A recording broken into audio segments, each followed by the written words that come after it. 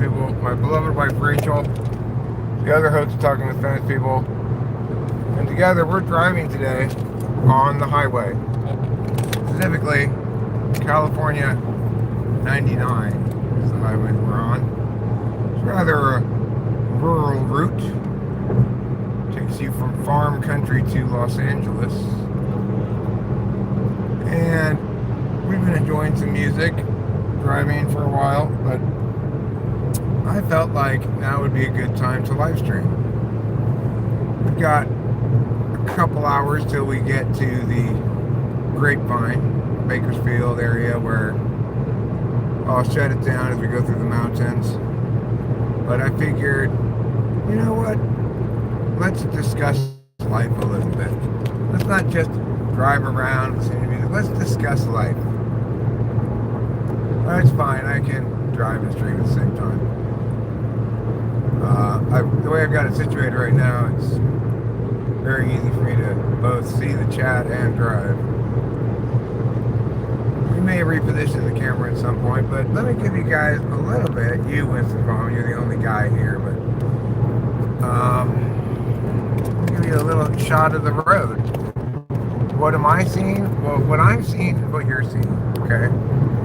You and I are now seeing the same thing. Isn't that remarkable? I've got that car in cruise control, but on the 99, the speed doesn't stay very constant. I gotta adjust it a lot. But I'm still managing somewhere between 70 and 80 miles an hour for most of this trip so far, once we've gotten on the highway anyway. We did have a few stops in Merced this morning. We had to get an adapter for my phone so I could listen to music in the car. We had to get lunch. Went by the ATM to check my bank balance. And now we got just 199 miles to Los Angeles. So, you know, that's about 3 hours, which means we got about 2 hours to Bakersfield, where the Grapevine begins. So what's going on with life? Life's a fun thing. Sometimes you feel motivated, sometimes you don't.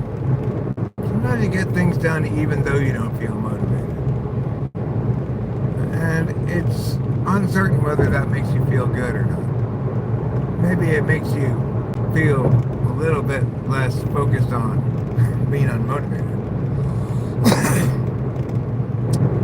But I'm feeling fairly motivated at the moment. We did successfully get my Adderall this morning, though I thought for a second that we were not going to get it because of the way the lady dealt with us. I went up to the pharmacy and she's like, oh, I can't get my prescription. And she's like, oh, looks like we're going to have to. I was sure she was going to say order, but she's like, fill it still. We're still working on it. I was like, so come back in 15 minutes? She's like, yeah. Wasn't any problem. She looked so distressed. Anyhow, just goes to show you, sometimes intuition can lead you astray.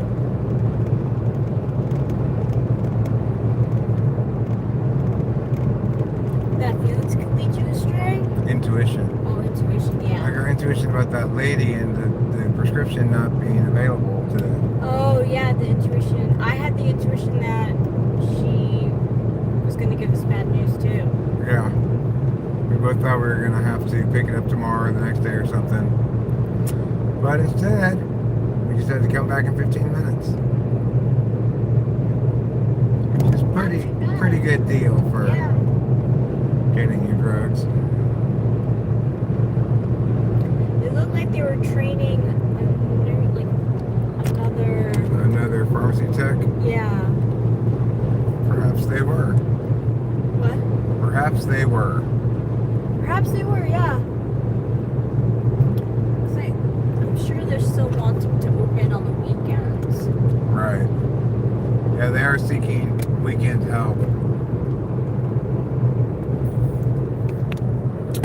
I've got my comfort pillow installed in my car. I did that a while back, and it's been a game changer for long drives. I no longer get this horrible pain in the upper part of my shoulders, right below my neck. Okay, would typically if I were driving this long distance.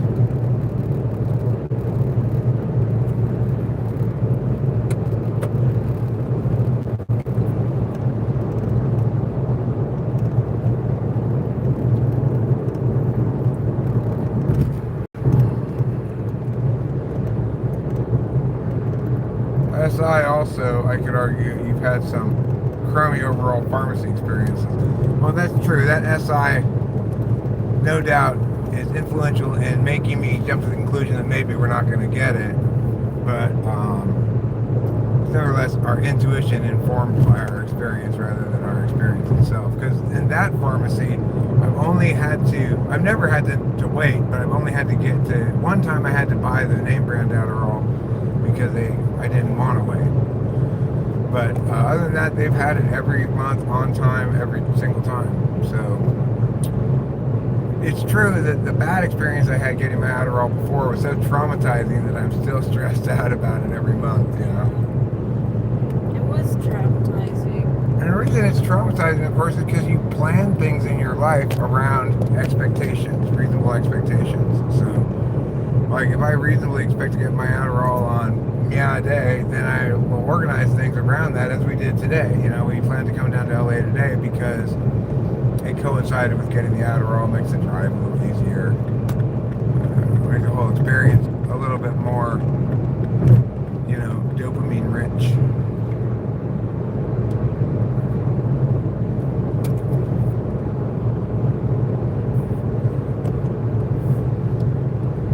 So I guess we currently don't have a lot of life discussers for YouTube videos that promise to discuss life, but I'm expecting that they're going to swarm in here, throng in here shortly, because who doesn't want to discuss life? Rachel looking way cool, very LA, Mrs. Soster. Oh wow, thank you. LA is a pretty fancy place.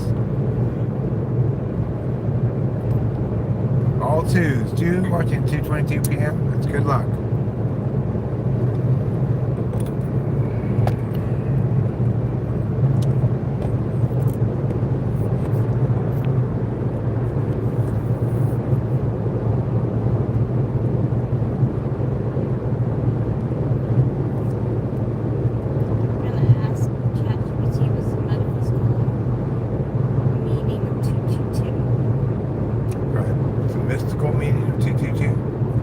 What's the metaphysical meaning of 222?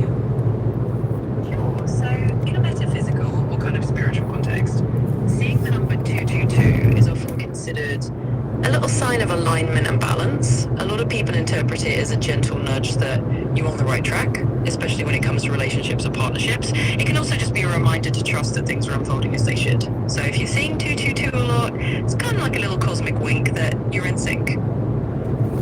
All right, we're in sync, everybody. 222, watching. 200 years till Christmas. No! Yeah.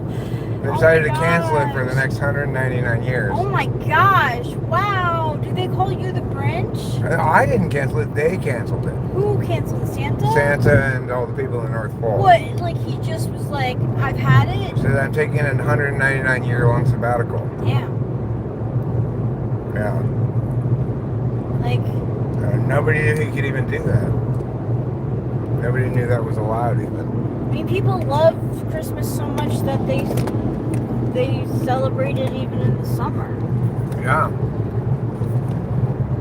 That's because in the summer too, sometimes the weather outside is frightful. That's true. People think frightful only happens in the winter, but it doesn't. No, there's frightful heat. Yeah. Oh, the weather outside is frightful, but the fire is quite delightful. Oh, na na na na na. Let it snow, let it snow, let it snow. That's a better song to sing when it's really too hot, also. It's true. That's when you most want it to snow. That's like the second Christmas song that you've been singing. You must be starting to feel the spirit. What was the first one? Oh, like last night or the night before you were singing. Oh, Here Comes Santa Claus. Yeah. There's a joke in there, alignment and balance. Food that tastes like childhood.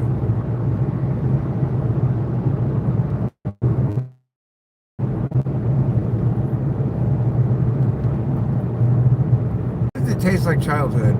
Macaroni and cheese. Peanut butter and jelly sandwiches. Peanut butter and jelly. That doesn't taste so much like my childhood. My childhood tastes like macaroni and cheese. Tastes like pancakes with butter on them.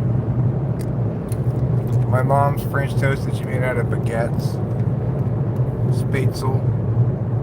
Spätzle tastes like childhood.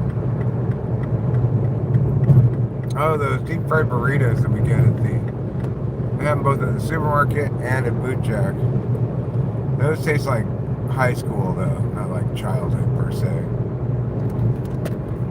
We got these deep fried burritos at the supermarket and at Boot Jack Market that you can get like from the deli section that are pre-made for you, like cooked already. They taste just like the deep fried burritos we had in high school. Canned pears and canned peaches, says Ruben. Canned pears and canned peaches. Canned peaches taste like childhood. I don't think I really had a lot of canned pears as a kid. I'm trying to think, like, I don't know, like any kind of pasta really, or like, manigot makes me think of my childhood because my grandma would make it every Christmas because my dad didn't like the traditional Italian seafood, so she would make like manigot instead. It was good. Chili and rice, like we had the other night, that tastes like my childhood. My dad liked to make that. He'd make the chili himself, I think, but it just tasted basically like the chili you get in the can.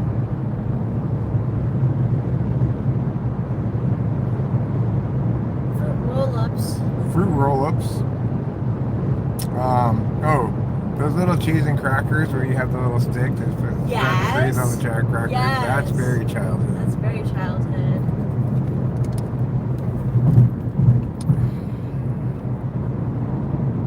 Gushers. Ruben says Gushers, sure. To me, like now and laters taste more like childhood. I remember eating a lot of now and laters as a kid. Of course, now and laters are not so like grabby as they used to be. It used to be you take a bite into a now and later and your teeth would be stuck in there and you gotta pull it apart. I think people like pulled their teeth out or something, so they made it less grabby. I think so too.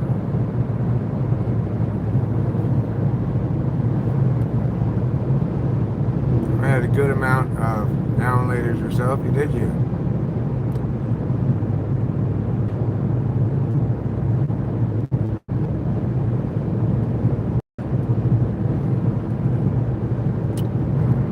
What about animal crackers? Yeah, I don't think I ate a lot of animal crackers, but sometimes they come with a school lunch or something, Elio's Pizza, that reminds me of school lunches. Elio's Pizza, huh? Yeah. Never heard of that brand. It's like the rectangle pizza. Oh, okay. Very cheap. Every Friday at school lunch they had pizza. We had a schedule. I don't know if it was every Friday. It might have been also. Like that sounds like it feels like a Friday food. Yeah. Milk from a box. Yeah, those milk from a box. those little school box milks. Yeah. And then if you had trouble like opening it, you were totally screwed. Right. If it didn't open, some of them didn't open properly. Yeah. And then you're like, I gotta tear this thing all open, and now it's just this mess. So difficult. It doesn't have a proper. Yeah, no, you don't. Once it doesn't open right.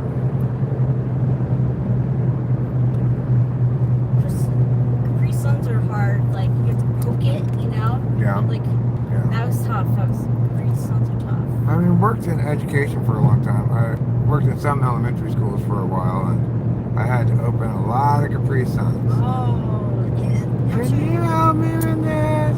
yeah, because they're so hard. You gotta put your thumb over the hole in the back, and you gotta get it in one Yeah, stab. Once yeah. it gets bent, then you're fucked. Mm-hmm. Hello, Ananova. Anova.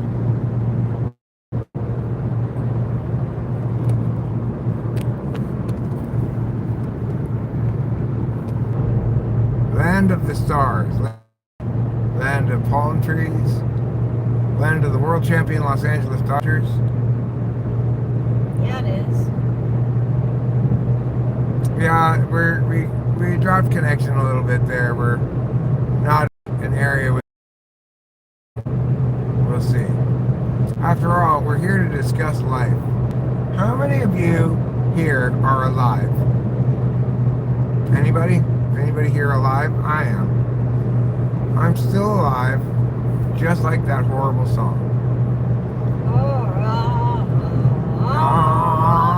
I'm still alive.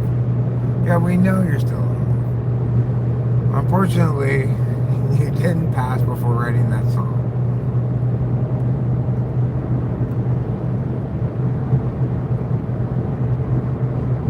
Well, it doesn't seem like it's having connection problems now, so that's good. Yeah, I'm looking at the phone and I'll let you know if, Lady Gaga should cover Alive. I like that idea, Ruben. she just sounds like that. She has like that, Yeah, she's got that. She does have the same voice as that guy from Pearl Jam. Oh my gosh, like, YouTube recommended this, like, short video of Lady Gaga talking to Bjork. Oh my god. Really good? It was so funny. Like, Bjork is like, when we make music, it's like your heart and your blood and everything is out there. And Lady Gaga's like, yes, like you like put your heart into it or something. It was just so like the conversation back and forth was so funny. Like Bjork didn't want to be there really, and Lady Gaga was like, I love you, you're the reason why I'm here. And Bjork is kind of like, yeah. Oh, Bjork. That's not a girl's name. I'm sorry. BJORK is not a girl's name. Anybody want to disagree with that? I think we can all agree that Bjork is a boy's name or not a name at all. You know, I thought it was interesting that in that interview, Bjork said that people should day rave. And I'm like, that's interesting. I wouldn't think that Bjork would think that because she doesn't really make rave music. Well, she just means people need to party more. Yeah, she wants people to party more. I think that's a good sentiment. I think so too. You know, there's a variety of things one does in life. It should definitely include partying. And maybe largely people don't party enough. Maybe that's the case. That's what's happening now. Because no one wants to be cringe. Well, I mean, they don't have to drink alcohol. No, they don't. Is it generally the sentiment that anybody who does intoxicants is cringe of any kind? I don't know what they think about like weed and intoxicants. Like, I'm not sure. I just know that running is very popular and dry bars are very popular. Running and dry bars. Yep. No one goes to the club anymore. Did anybody really ever go to the club? Oh God, I knew people go to the club. Guidos go to the club. Or get bottle service at their table? If they're big spendings, yeah, probably. I don't understand what the advantage of going to the club is. What does one do at the club? Well, I like to dance at the club, but it comes with problems because then When you got low, then Yeah. everybody looked at you. When you had the boots with the fur, the apple bottom Oh jeans. my god. Actually, I did get low. One Halloween, like I was dressed up as a hippie and I went with my friends to this like catering hall and they had a DJ there and that song came on low and I went down so low and I fucking fell. Were you drinking? No! I mean, I was drinking, but I wasn't drunk. I was wearing platforms and I fucking didn't have it anymore. That was my next question was, did you have the right shoes on? Yeah, no, I didn't.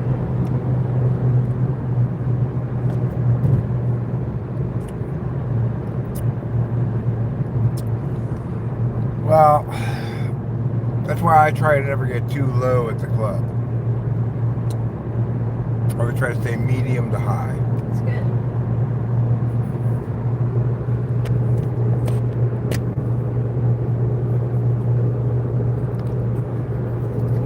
That was fun, except that my friend Alana was just like, I don't know, she was always boy crazy. Boy crazy, huh? Yeah, she's like, She just couldn't get enough dick. she got it. Always on the I didn't realize this. Like literally, like I was going out to hang out with my girlfriends, but my girlfriends were going out to prowl for men. I never put that together until I started talking about my past friendships. They were trying to have sex Oh yeah. with their bodies. Damn, it was always. She's like, yeah. A lot of people have very sensory tastes in things. Yeah. They're like, hey, I know what I want to do. I want to have sex like an animal. Well, it would end up being me being like, Oh. all right, like I've had enough of tonight. This is getting ridiculous. I'm going home. So I would leave early. I would drive there, of course, and then leave early, which I watched this funny short of Aubrey Plaza acting like she was being like flirty or something. It was Oh, from really? It was from this movie, I guess. I don't know. But like she kept like twirling her hair and being like, and then the guy's like made some comment about having a big club, and she's like, maybe you can use that club to knock your balls into my vagina. That's pretty funny. that's so funny. I always wondered what type she is. I don't know. She seems like she kind of has beta quadra eyes. Yeah. Beta quadra eyes. Maybe ISTP. I don't know. Or ESTP. Yeah, she could be an NFJ too. Who knows? She could be an INFJ, an NFJ. Or an E, yeah. Yeah. She's very dark humor loving. Is she? Very sarcastic.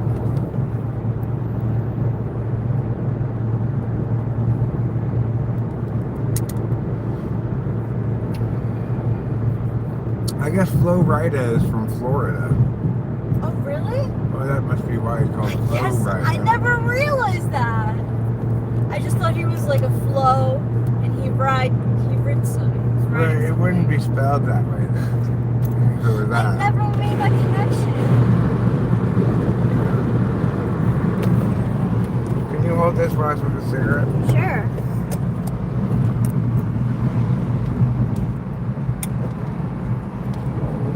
Boots with the fur. The whole world was looking at her. She hit the floor, she hit the floor, she hit the floor. She tried got low. There's a good Steve Martin joke that says, I like a girl with a head on her shoulders. I hate necks. That way, when I walk into a room, every head turns. Except hers. She has no neck. That's a pretty good joke.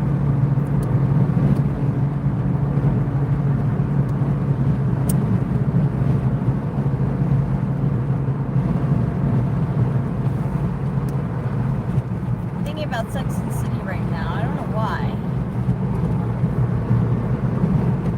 Well, maybe because now that they're in their 50s, they're still doing the same thing. So, apparently, Sarah Jessica Parker, like,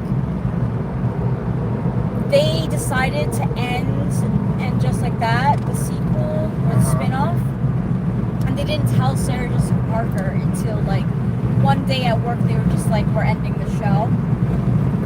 And she's fighting for it to stay. And I'm like, girl, like, I get it. You want to work and stuff, and, like, Carrie is a big part of your career, but, like, She doesn't need the work. Matthew Broderick makes good money too, you know? yeah, it's true. Maybe she wants to work to get away from him. I'm not sure. I don't know why. She wants to keep it going. Well, I mean, I get wanting to work, but why want to work on something so boring and dumb and banal and retreaded and Oh, horrible? it's so bad. And a lot of people criticize it because the character of her doesn't grow. Right. She keeps making the same mistakes, so people are like, why are we watching this show? Like, literally, why are we watching this show? Because we're looking for growth, not like Carrie in her 50s making the same mistakes that she made in her 30s. Just pretending like time hasn't really passed. Yeah. We want the same show that we gave them 20 years ago, so let's just do it. What? I think like people want the same show that we gave them 20 years ago or something. I mean, it would have been... Okay, first of all, Samantha's not in it. So... Kim Cattrall. Yeah, so... And why? It's just because she thought it was dumb. She and Sarah Jessica Parker don't get along. Really? Yeah. Do you know why?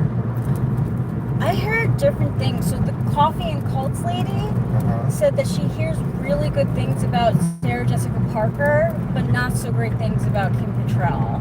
Let's see. Basically because Kim Cattrall's a bitch.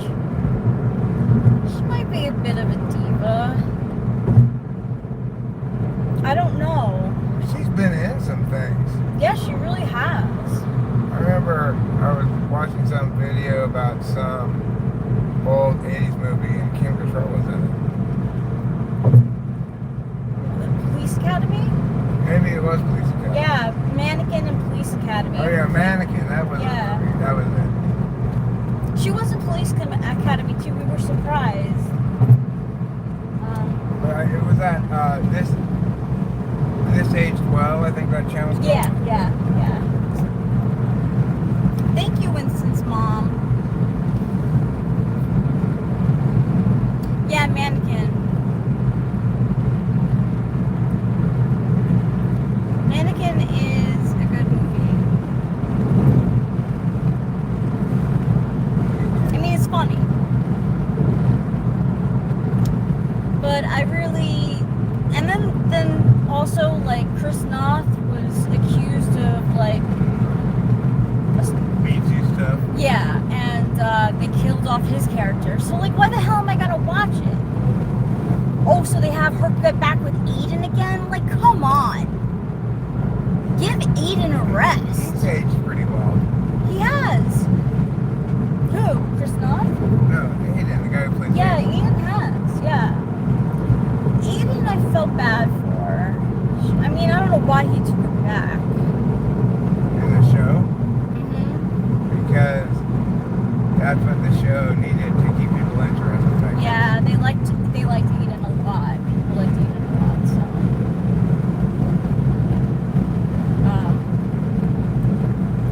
And that's why they keep on bringing him back, because people really like his character. That guy's been in a lot of stuff too. Yeah, he has. But then, you know, like, I know Miranda, the actress who plays Miranda in real life is a lesbian. The red-haired lady. Yeah. But she's not in the show? She is in the show. They turn her into a But she didn't lesbian. used to be in the show. No, I kind of wish they didn't. And then they make her like. How did she go through all those heterosexual relationships earlier in the show and then so late in life decide that she's a lesbian? I guarantee you, she was like, "I'm only coming back if you make Miranda a lesbian." It would have been more interesting if she had gotten together with the main character, Sarah Jessica Parker. What's her name again? Oh, Carrie? Carrie. That was a real love story. Running Delilah is a 1993 American made-for-television science fiction thriller directed by Richard Franklin, starring Kim Cattrall and Billy Zane. Never heard of it. Me neither. Apparently, both Kim Cattrall and Sarah Jessica Parker, like, I think Sarah Jessica Parker, she still had some movies in the 90s. Like, I feel like they both were like, Sex and the City shot their career up like crazy, which makes sense. What about the girl with the dust covers? She was in this Yep, one? yeah. But What do you hear about her? nothing. I hear nothing about her. She must not be very salacious. No, I guess not. I mean, I think they probably bring up topics of marriage because I think she's the only one who's like still married to the person who she married in the first series. Oh, in the show, she's still married to that same person. Yeah, which I'm glad. Bunny's son. Oh no, they're divorced. They got divorced Why did they get divorced? because she wanted a baby and it was hard for him, and He couldn't make a baby or what? no, he couldn't make a baby, and He didn't have enough sperms in his semen. yeah, and it hurt his ego, so he was like, I don't want to try anymore. So they decided to divorce. Huh. And so then she got remarried to somebody else. Mm-hmm. So Bunny isn't in the show anymore? She shows up in the show like later on when when Charlotte's dealing with the divorce lawyers. Bunny doesn't want her to get anything, and Well, that's fair. It is. Why should she get something? well, Weren't they both working professionals? Trey, no. Charlotte came from money, and she had a job at an art gallery, but she's family money. It's not really. So did she end up getting any money in the divorce? She got the apartment because Trey, when he said, he was like, I don't want to do this anymore. He's like, I'm gonna leave. You can have the apartment. So she was like fighting for the apartment. She didn't care about anything else. She just like, Trey promised me the apartment. I want it. So Bunny's like, you will not get this. You can get his collection of stamps. And then a telegraph comes in, and it's like, Charlotte was a great wife, mother. Stop. Give her whatever she wants. Stop. Seriously, mother, stop. Yeah. I see. And so then she did get the apartment? She got the apartment. And was Bunny like, well, I never. Yep, exactly. I see.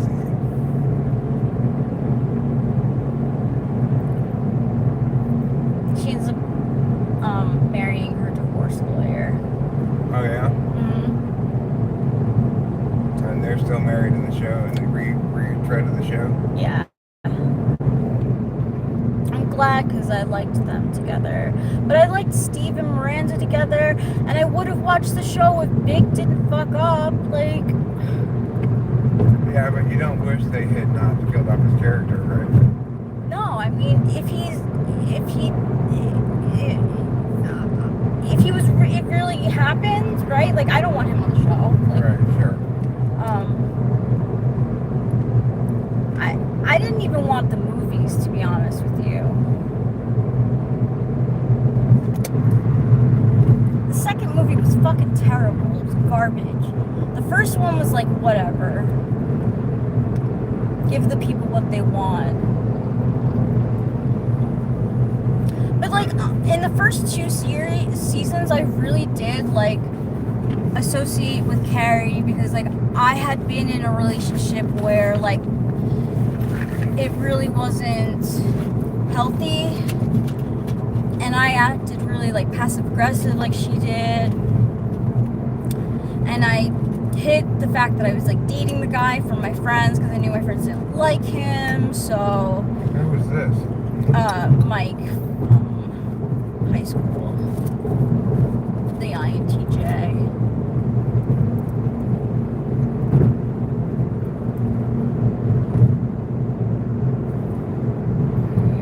I was hella passive aggressive. Hella passive aggressive. But, like, You were never passive aggressive with me. I grew out of it. You know, I learned that really wasn't healthy. Alright, well, it's indicative of a failure to communicate between both parties, probably, if that's happening. Yeah.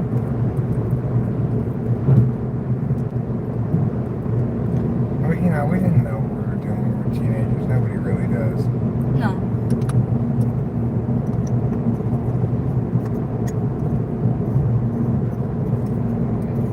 I'm like, yeah.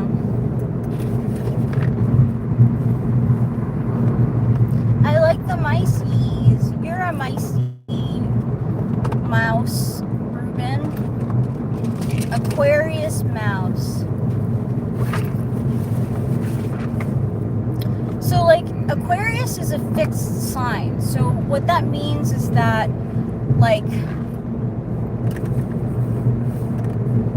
they don't change easily. Do you find that for yourself, Ruben R?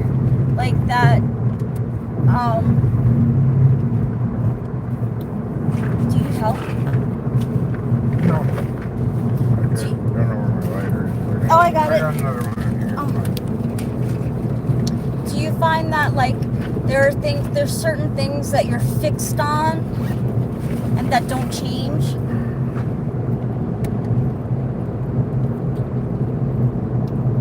Eric is also a fixed sign.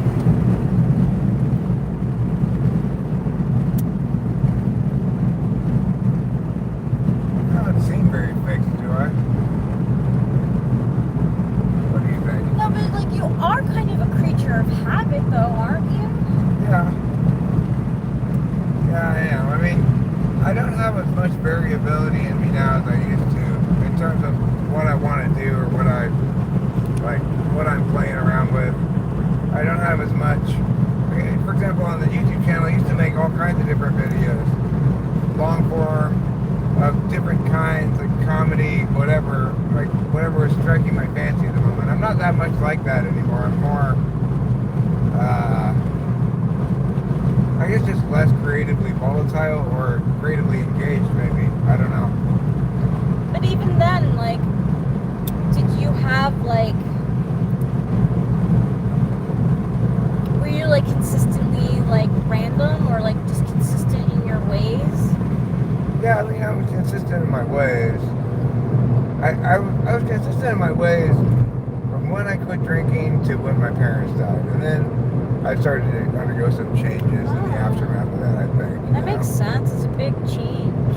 Yeah.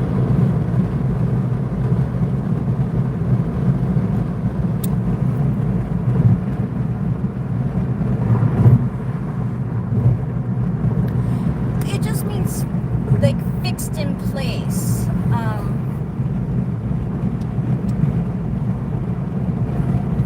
Well, you don't seem particularly changing in your ways either. No, I'm a cardinal sign. A cardinal sign? Yeah. So What does like that mean? I'm supposed to be a starter. Huh. Yeah. That's why astrology is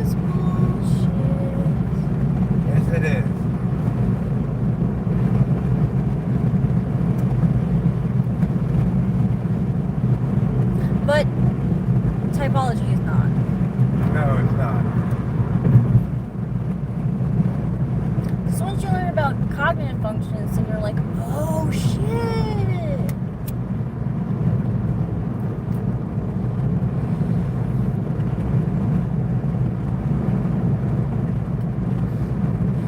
You want to hit this? That makes sense because of your TI, for sure. Thank you.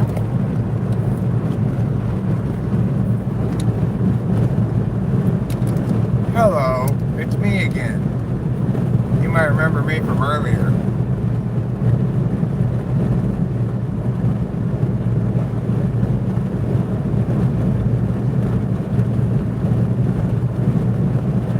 Cardinal signs, roles, initiators, and creators. I mean, I guess I initiated things with you.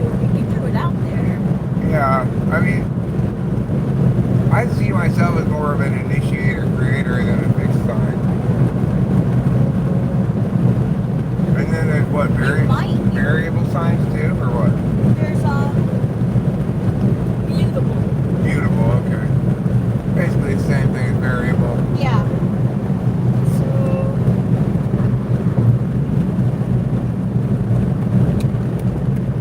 let me see. I have your chart.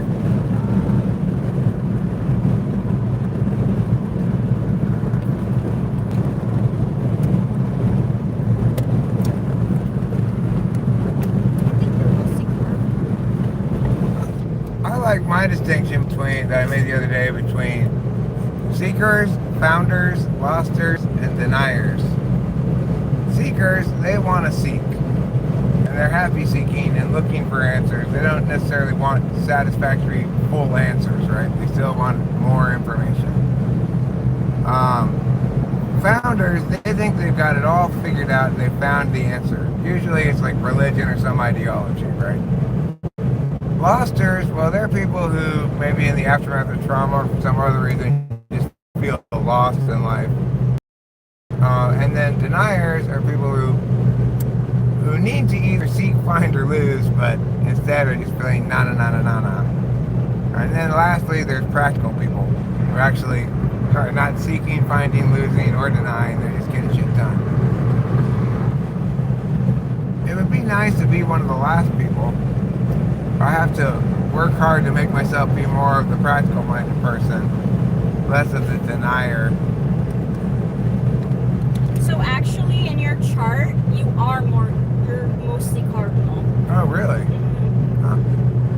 Well, That's why you feel like that. there you go.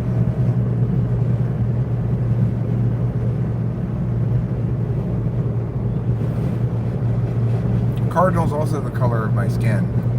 Yeah, it is. Some people like to try to say I'm fire engine red, but I say no, that's cardinal. Isn't that the Trojans? Yeah, cardinal and gold.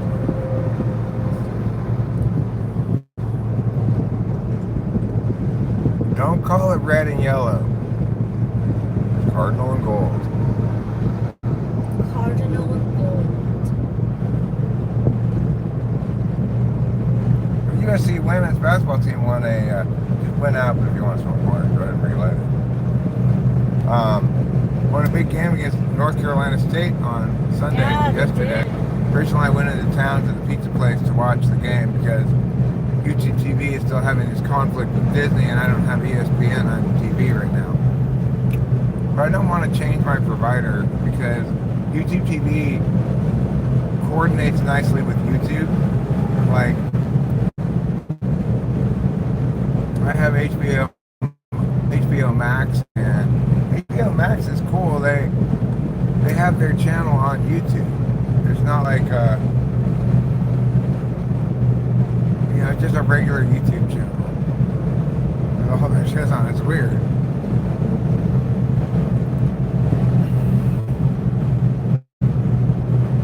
Comes there to the Taurus Sun, Gemini Moon, Capricorn Rising.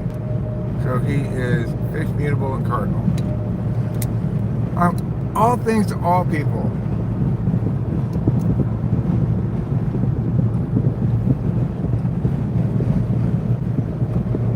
Well, we have entered Kern County, everybody. Welcome to Kern County. Kern County. We're just, I believe, one county away from Los Angeles County. That's great. Yeah.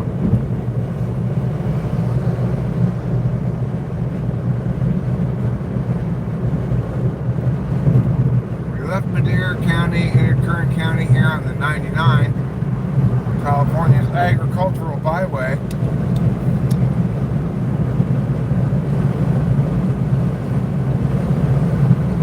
And we've entered central Delano right now. Delano, one of many small farm towns up and down the 99, where the fine people who grow our nation's food come together to buy groceries, sell wheat, and other things. I don't think they probably grow a lot of wheat around here, actually.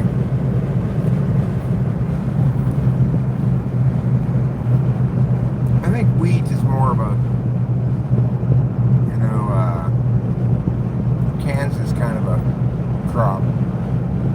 Although we do see some corn around here sometimes.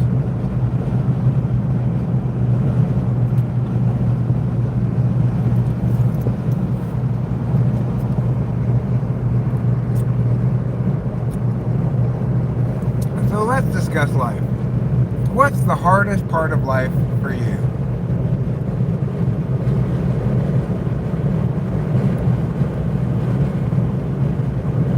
For some people, it might be having enough time to do what I love. For others, it might be having too much time and no motivation. I would fit into the latter category.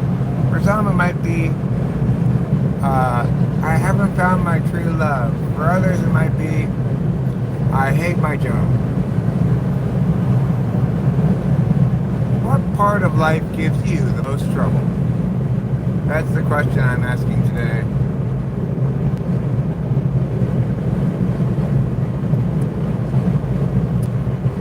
For me, it's pretty clear. The thing that gives me the most trouble is executive function stuff and knowing what I want.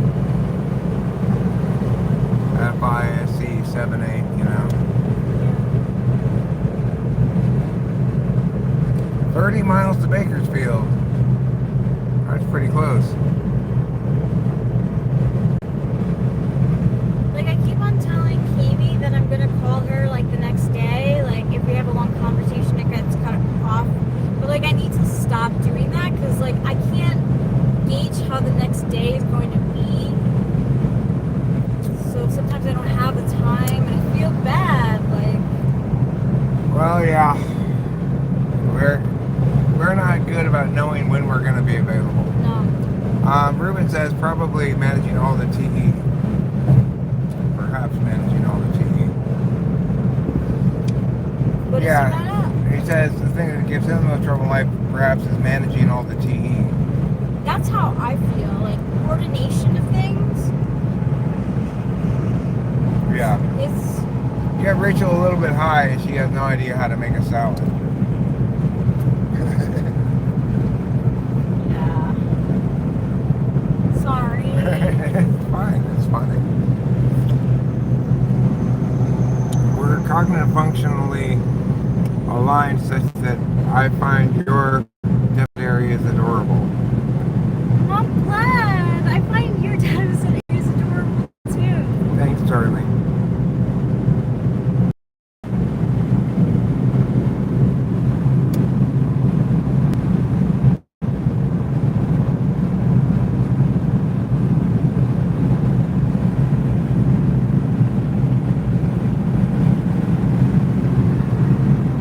And also kind of being blind to my preferences. Like I have to come to the objective conclusions about things. I pick that to prefer. Well, that does make sense with ignoring FI.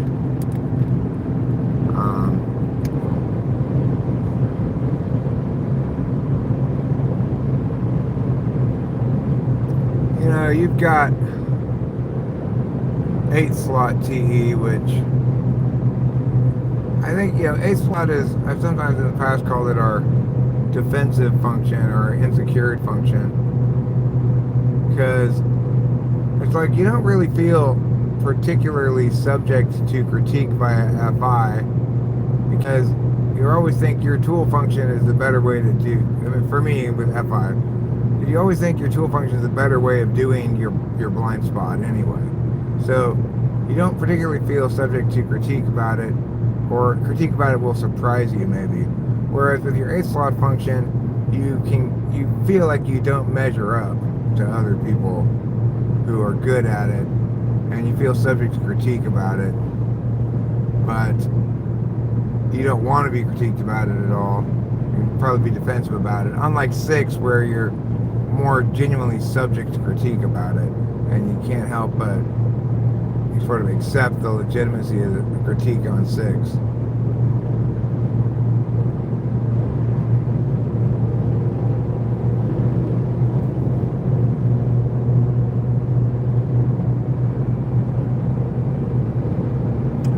It just all has to go with 8 being the most unconscious function, I think, as well.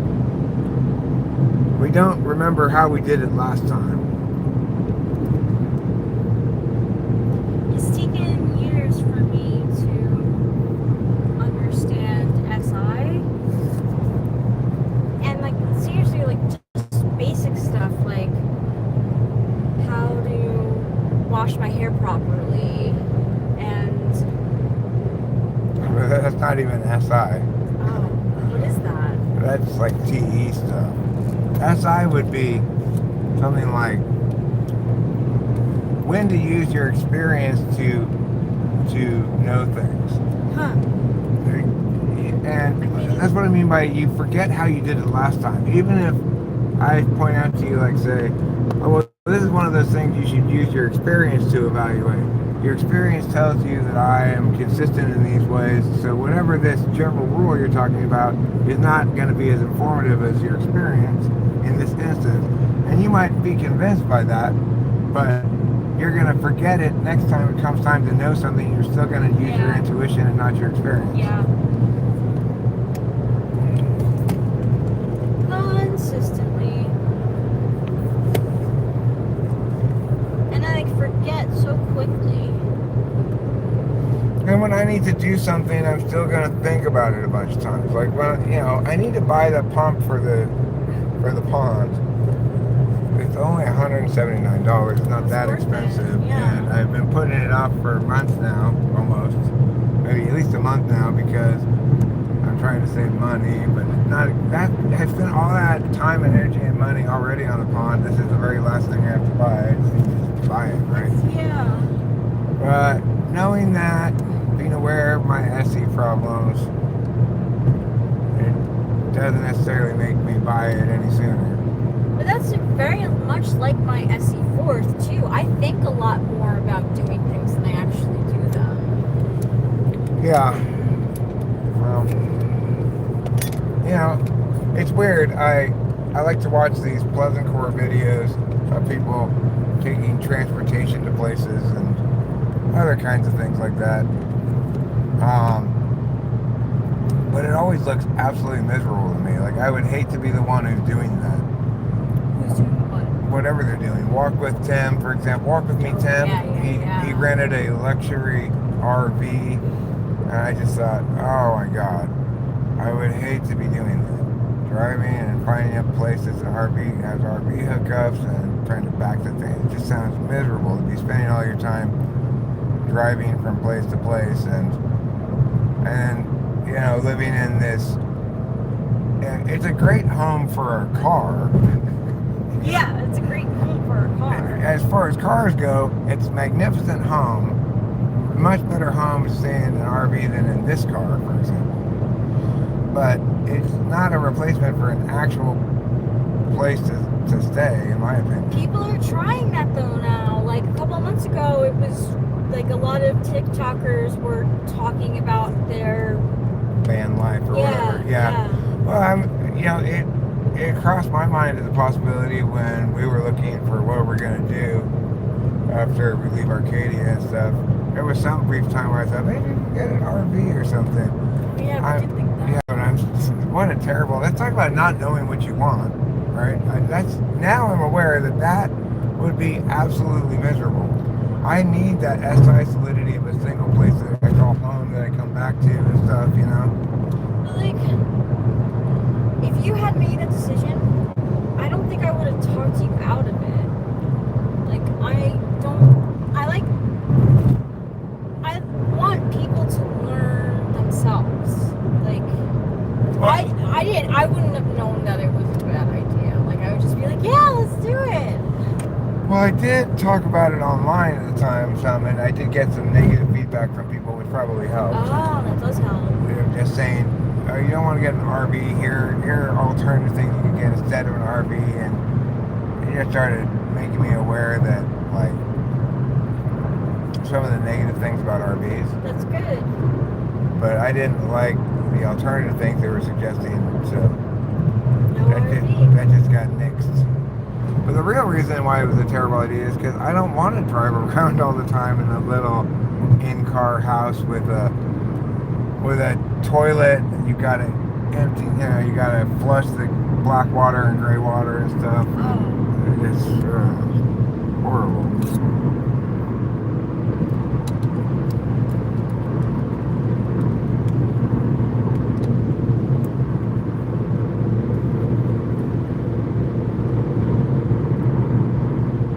GE Tool FE Polar. Yeah. I love how he is unfazed by this shoe polish guy's attempt to shame him.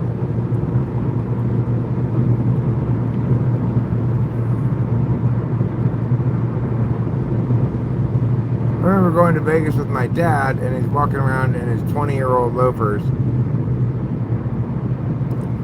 The shoe polish guy saw him walk by and said, "Man, your shoes are scuffed." And your dad was unfazed by his attempts to shame him, huh? Your dad just said, "I do that to keep away the shoe polish guys."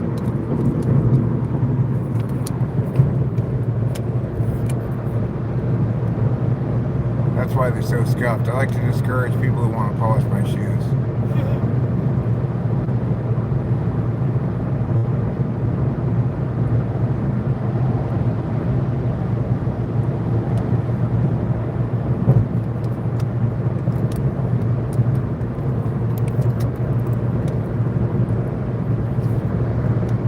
I think I'm going to possibly contact the old dentist and try to get some money back from him, because I got a crown put on this tooth predicated on our agreement that he was going to do his plan, right? I agreed to the amount of money, I signed the papers, etc. And so we went ahead with putting a crown on this, but the new dentist is going to pull this tooth out, crown included, and it turned out to been a waste of money. So he really needs to refund me for that, I think. It's $1,500. Do you think he will? I think so too. I think he will if I have a chance to talk to him. What if he like blames it again on you being a smoker? Oh, well, I mean, the thing is, he knew I was a smoker before he started working on me. The only thing he can do is try to once again accuse me of lying to him, but he has neither evidence nor cause to believe that. Right, because you put it on the paper. Right. So, accordingly, that will only get him in more trouble, because I think I'm going to say, look, what I'm going to ask of you is $2,500. That's $1,500 for the crown, $500 for wasting my time, and $500 for calling me a liar. But if you want to push back a little bit, I could compromise a little bit. If he wants to push back, like, no, talk to my lawyer, then I will fucking send his lawyer a demand letter in no uncertain terms. It's like, that doesn't intimidate me at all. I can do that work, no problem. But I don't want to do that. I want to talk to him, get him to agree that he owes me the money, and give it to me, and I'll sign a paper saying you don't owe me anything else. And this resolves all liability of any kind, etc.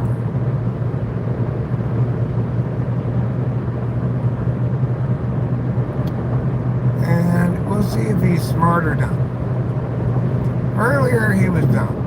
He was dumb when he decided that he was going to not only fire me as a client, but accuse me of lying as a means of blaming me for the failure of the implant.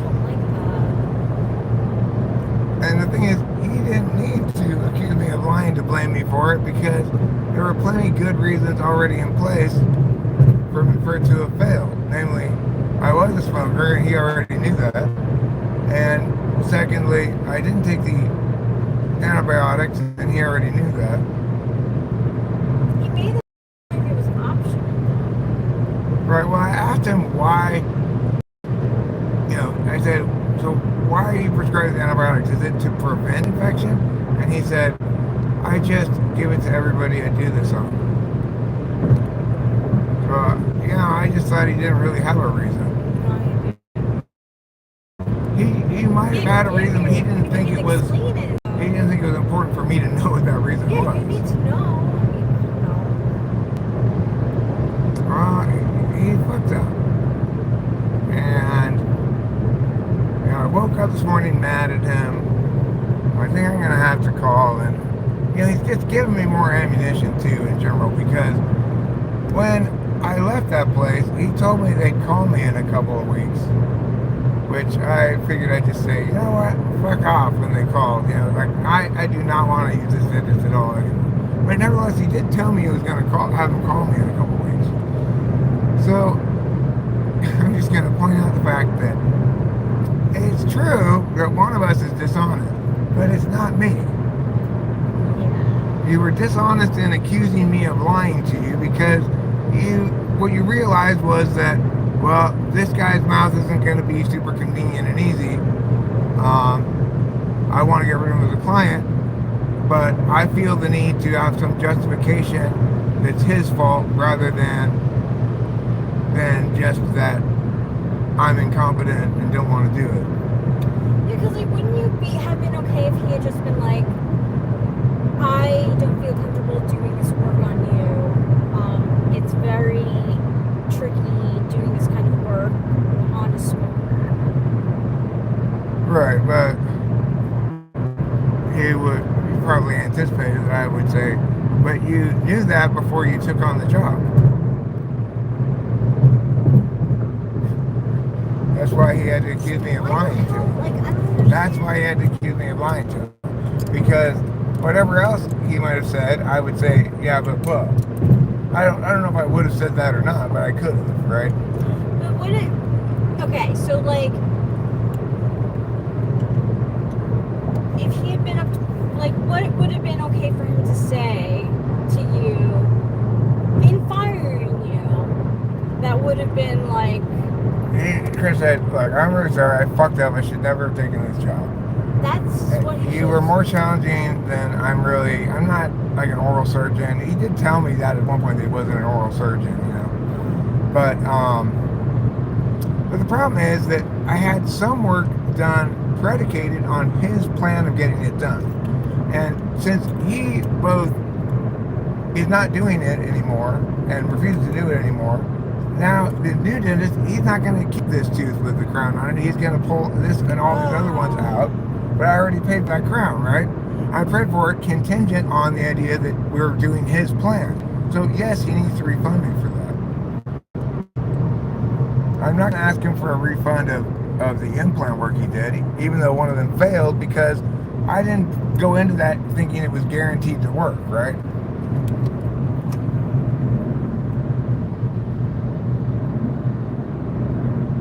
I also paid for his,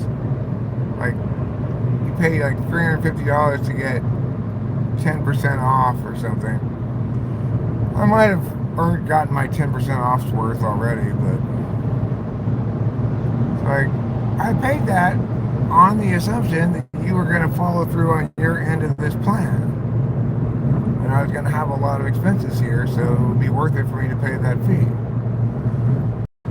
Instead, despite knowing the risks and taking on the job at a high price point that I agreed to, you pulled some bullshit. So, now I will come to your dental practice and pick up a check. Thank you very much.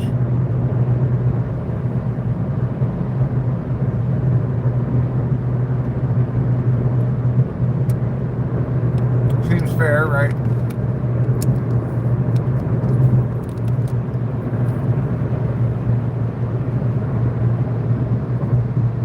Yeah, I paid $1,500 for the crane. So I'm saying I'm gonna start with telling him he needs to give me $2,500, $1,500 to pay me back for the crown that I'm not gonna have anymore or use or need because I had to change horses in midstream. And then $500 for wasting my time and $500 for calling me a liar.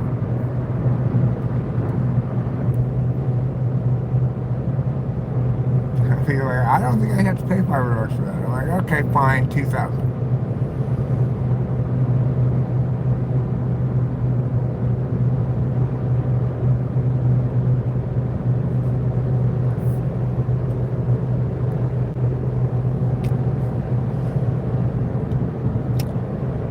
That little squirrely,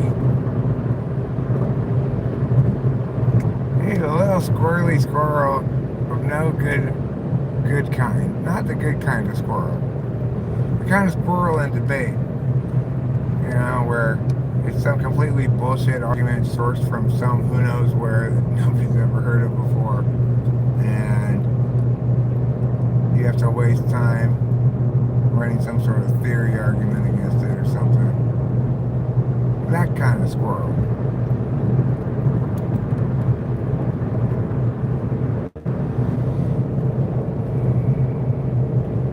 Back when I was in high school, you'd buy packs for a policy debate called Squirrel Killers, which were just packs of cards cut to respond to squirrel arguments.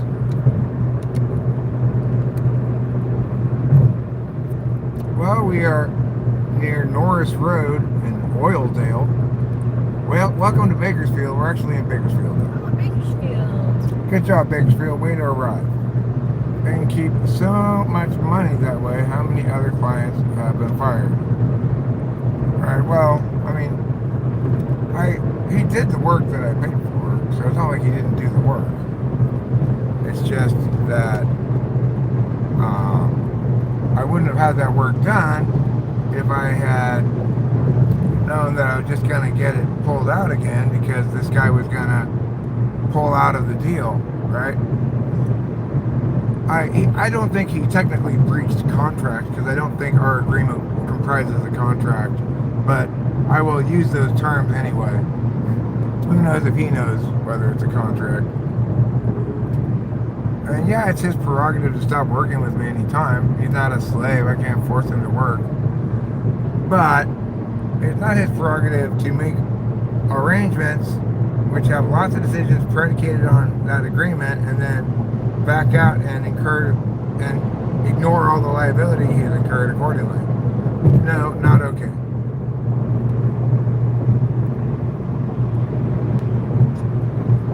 So, you know, I'm pretty peaceful these days, not too into going to war, but I've woken up mad about this too many times. That's a sign. And he owes me a minimum of $1,500.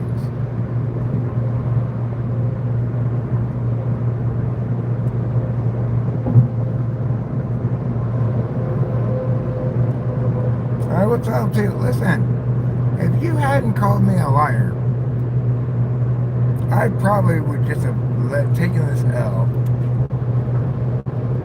But if you're thinking you were going to pull all this change-a-roo shit on me and say it's my fault because I wasn't honest with you, well, that's taking it a bridge too far, friend. And because you're on too far of a bridge, I'm going to have to knock that bridge over and you're going to fall into the water below.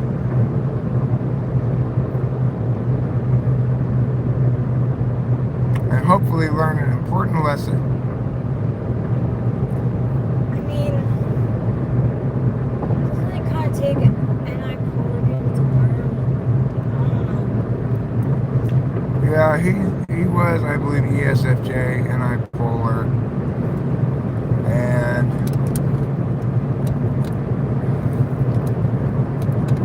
worked with the wrong guy. That's the bottom line.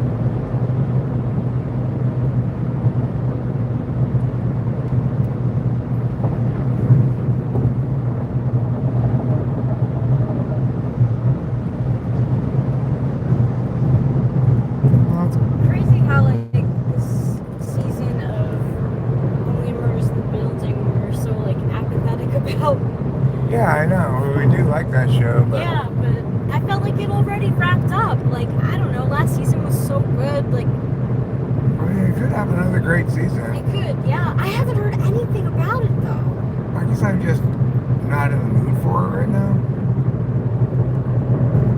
At the moment, I don't know.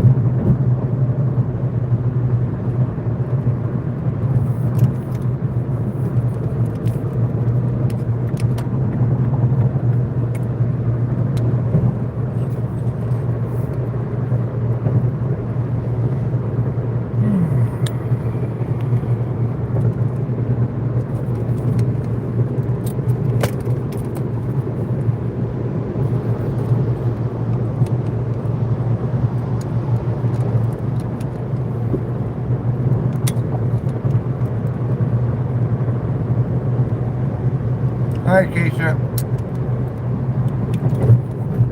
How's it going? Have you come to watch my flowers growing? Oh, I was just gonna let me try this.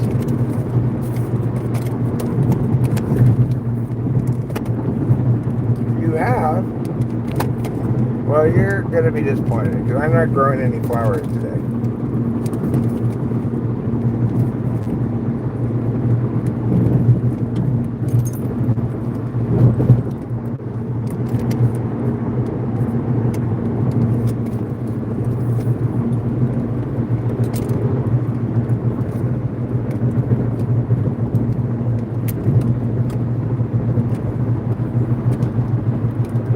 There we go. No hands. That's what they call a no hands live stream. Hands free like Gree McGree.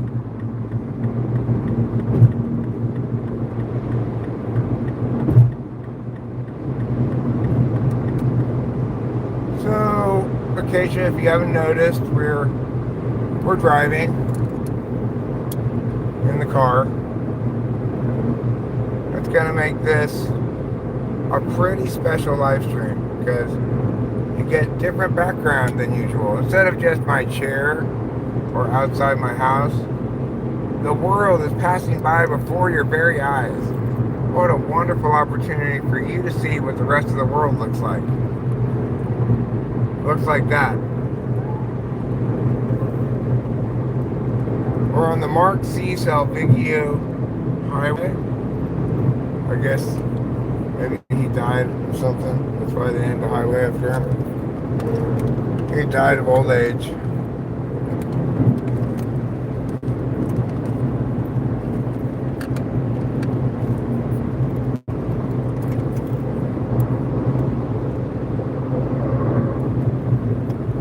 It's me again.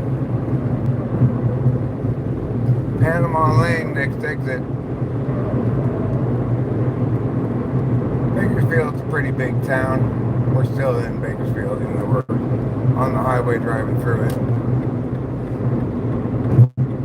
You know, pretty big town is relative, of course. It takes,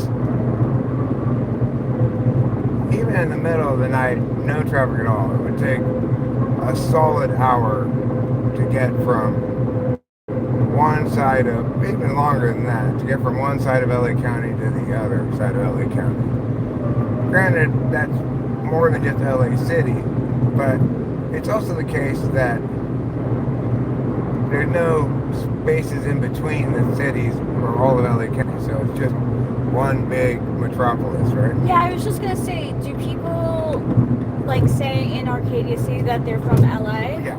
Yeah.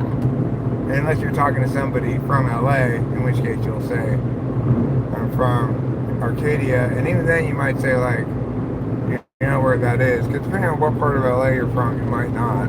Yeah, no, I ran into someone who, like, lived their whole life in Mariposa, and when I said Arcadia, they didn't know where it was, but then I was like, oh, like, we're by Pasadena. Yeah, people know where Pasadena is. Yeah. Because of the rose, probably. You know, I never know what to answer when people ask where I'm from. Like, are they asking me because my accent, or is it like, I don't know. I don't know either. Well, you don't dress like a native Mariposa. You look more stylish than that. That's true.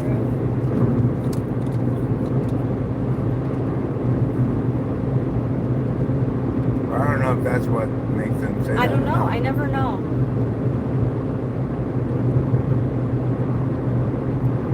Your sister lives in Bakersfield, huh, Keisha? Well, then a part of you is here with us today in beautiful, beautiful Bakersfield. Gateway to Fresno. That's what Bakersfield's motto should be. Gateway to Fresno. Yes.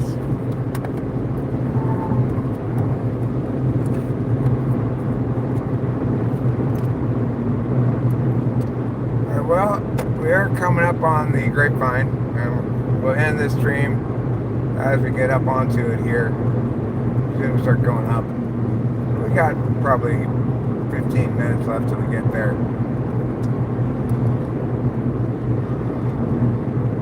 I turned it off before the Grapevine for a couple reasons, but primarily because the bars are pretty spotty in spots in there, and also it requires me to pay a little more attention to the driving than just cruise control on the highway.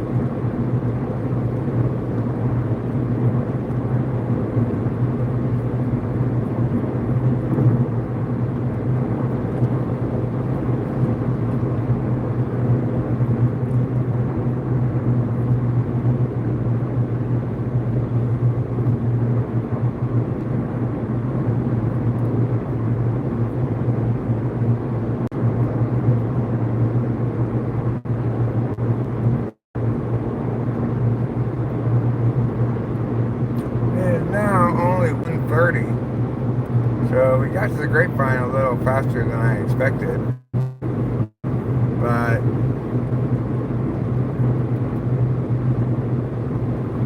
probably the earliest we get out to San Gabriel Valley is about 3:30, I guess.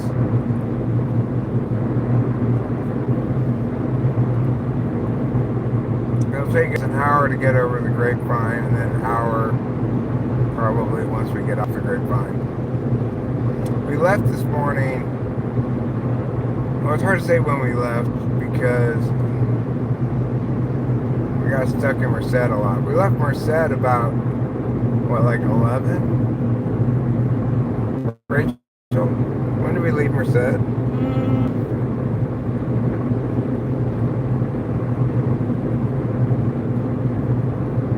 12 something?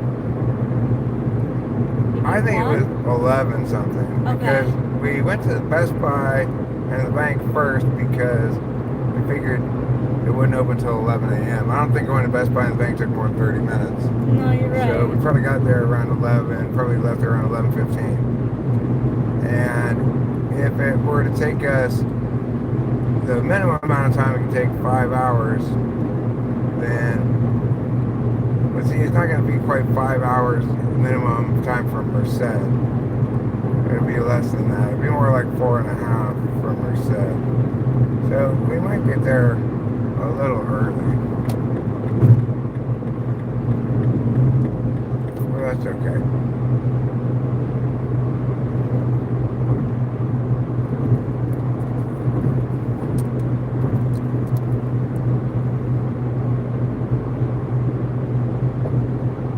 Usually check-ins are after 3.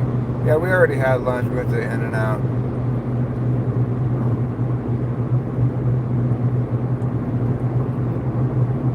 It's windy up in the Grapevine.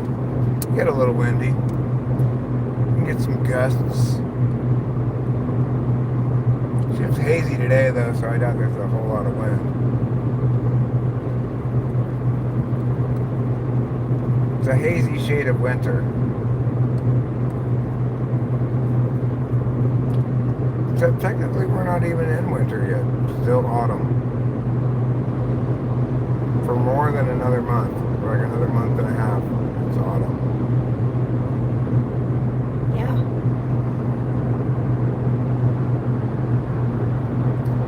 this like content creator who she's like known as a trad wife, and she had a baby 2 weeks ago and posted a picture of her with the baby and her like wearing like this like shirt that showed her stomach, and it was like totally flat and like her hip bones were jutting out. Like it really didn't look like she had that baby. Like, did Melinda like have a time where her body needed to bounce back, or was she like, I don't really remember, to be honest. it just seems crazy. There's no stretch marks, there's nothing. Like Maybe she's got a metabolism like mine or something. I mean, I guess, but don't you have extra padding? I mean, your skin stretches. Yeah. Right? Yeah, I guess some people, or maybe she got a C-section, but then you probably see a scar. Yeah, it's bizarre. Like, people are really coming to her defense being like, why are we like shaming her for showing her body? Like, but it is suspicious. Like, I don't think it's... Really, you think she was never pregnant and just got a baby from somewhere? People think that she had a surrogate. Oh, a surrogate. Surrogate, yeah. Oh, that would be, yes, that would be the answer then, is yes. The people are saying she never had a baby. She was never pregnant, she got a baby from somewhere. And she just faked being pregnant while she was making videos. I guess, yeah. Huh. But people don't know. They're just like perplexed. It's just like... I don't know. Maybe the baby's fake. Maybe it's not even a real baby. Maybe. I think she's only something like 23 and she has like 4 kids. It's crazy. She makes everything from scratch. Everything. Cereal. It's crazy. It's such a life I couldn't live. Oh yeah, we were in a pizza place yesterday. That lady with a little baby. Oh yeah. She was super pregnant. You couldn't see it because she was Really? sitting down at the table. But before Wait, they she's sat so down, I saw her. That was her second Oh baby my coming god, down the way. no. Well, she probably wanted to have babies. I hope so. She seems so young. Well, her husband was there with her. Yeah. He seemed, I don't know, Fine. mid to late 20s or something. Yeah. She probably is too. She just looks a little younger because she's kind of a small woman. True. She had a young looking face. Did you see me waving to the baby? Yeah, We had baby some- was waving to you. a lot, Yeah. too. Baby really liked you. Yeah, it was cute. The baby was waving to me, and I would wave back at her. It was so cute. The belly button should give it away. I don't know if she showed her belly button. I can't remember, but I think my belly button took some time to heal. That makes sense. That makes a lot of sense. I mean, I want to see if I can find it.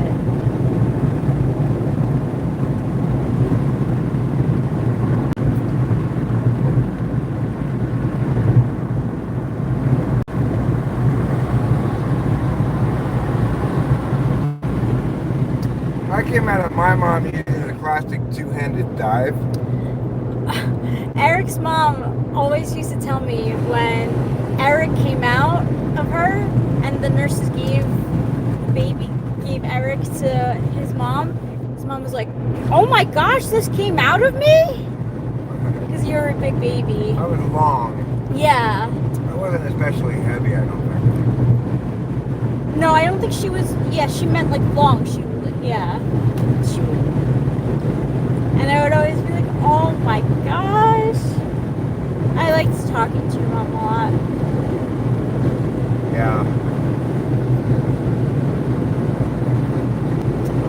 Well, we're coming up on the grapevine, so we're going to call it a wrap here. I'll charge my phone. Maybe I'll stream later.